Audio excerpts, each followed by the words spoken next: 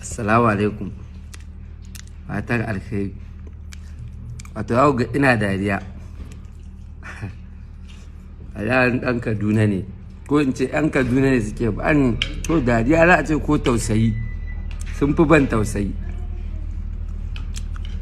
Wato abin da yake faruwa ba, duk ɗan Kaduna da kun haɗu sai ce kai kaga keji yadda aka gyara ta Malam Nasiru yana mana aiki yana ta gyare-gyare. To ni ina muku fatan alheri ne, amma dai mu ma mun samu irin wannan yanayin a nan Kano kafin ku, lokacin Kwankwaso da mun hau jirgi muka gano Kano ta sama, za mu ganta kyau wani haske. Idan na fito da ƙofar gida na danna mota a guje, titinmu ba wani gargada ko ina, ana ta gyara wani cikin unguwanni da ina ne.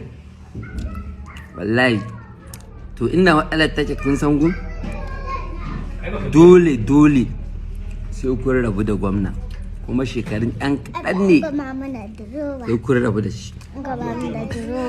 In kun rabu da shi kuma sai garin naku ya shiga halin da zai shiga.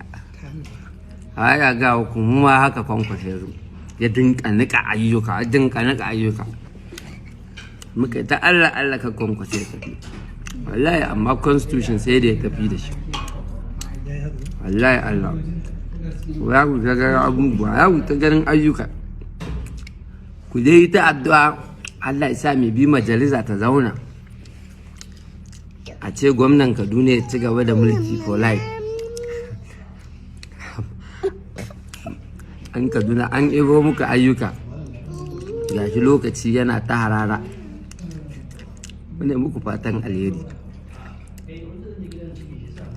Allah ya sa ka ku shiga irin yanayin mu. Allah ya sa mu dace.